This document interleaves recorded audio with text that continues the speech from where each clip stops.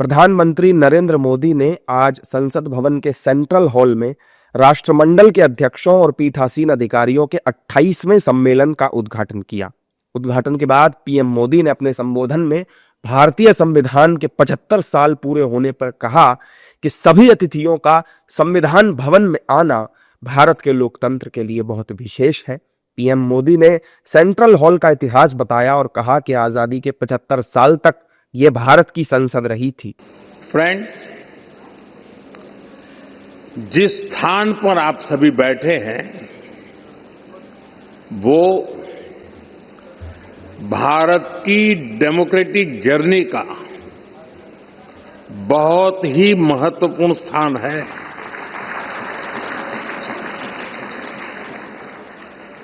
गुलामी के आखिरी वर्षों में जब भारत की आजादी तय हो चुकी थी, उस समय इसी सेंट्रल हॉल में भारत के संविधान की रचना के लिए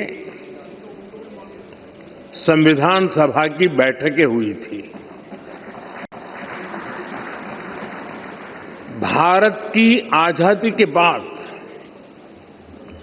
75 वर्षों तक ये इमारत भारत की संसद रही और इसी हॉल में भारत के भविष्य से जुड़े अनेक महत्वपूर्ण निर्णय, अनेक चर्चाएं हुई। अब लोकतंत्र को समर्पित इस स्थान को भारत ने संविधान सदन का नाम दिया है। अपने संबोधन में पीएम मोदी ने यूपीआई को दुनिया का सबसे बड़ा डिजिटल पेमेंट सिस्टम कहा। उन्होंने vaccine, steel, startup, aviation, rail network, metro rail network, दुग्ध उत्पादन जैसी उपलब्धियों को भी गिनाया। आज भारत में यूपीआई दुनिया का सबसे बड़ा डिजिटल पेमेंट सिस्टम है। आज भारत दुनिया का सबसे बड़ा वैक्सीन प्रोड्यूसर है। आज भारत दुनिया का नंबर 2 स्टील प्रोड्यूसर है। आज भारत में दुनिया का तीसरा सबसे बड़ा स्टार्टअप इकोसिस्टम है। आज भारत दुनिया का तीसरा सबसे बड़ा एविएशन मार्केट है। आज भारत में दुनिया का चौथा सबसे बड़ा रेल नेटवर्क है। आज भारत में दुनिया का तीसरा सबसे बड़ा मेट्रो रेल नेटवर्क है। आज भारत दुनिया का सबसे बड़ा मिल्क प्रोड्यूसर है। आज भारत दुनिया का दूसरा सबसे बड़ा राइस प्रोड्यूसर है। फ्रेंड्स, भारत में डेमोक्रेसी का अर्थ लास्ट माइल डिलीवरी है।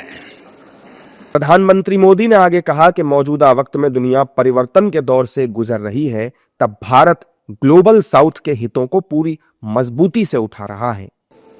फ्रेंड्स, आज जब दुनिया अभूतपूर्व परिवर्तन के दौर से गुजर रही है, तब ग्लोबल साउथ के लिए भी ये नए रास्ते बनाने का समय है। भारत हर ग्लोबल प्लेटफॉर्म पर ग्लोबल साउथ के हितों को पूरी मजबूती से उठा रहा है। अपनी G20 अध्यक्षता के दौरान भी भारत ने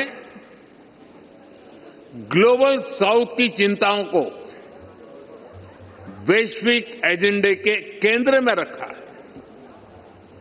भारत का ये लगातार प्रयास है कि हम जो भी इनोवेशन करें उससे पूरे ग्लोबल साउथ को लाभ हो, कॉमनवेल्थ देशों को फायदा हो।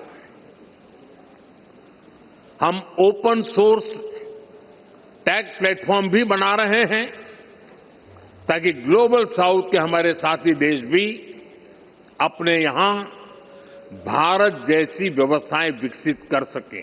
इस कार्यक्रम में पीएम मोदी ने भारत की लोकतांत्रिक यात्रा, उसकी ताकत और दुनिया में उसकी भूमिका पर खुलकर बात की। इस कॉन्फ्रेंस की अध्यक्षता लोकसभा स्पीकर ओम बिड़ला कर रहे हैं और इसमें 42 कॉमनवेल्थ देशों के 61 स्पीकर और पीठासीन अधिकारी शामिल हुए।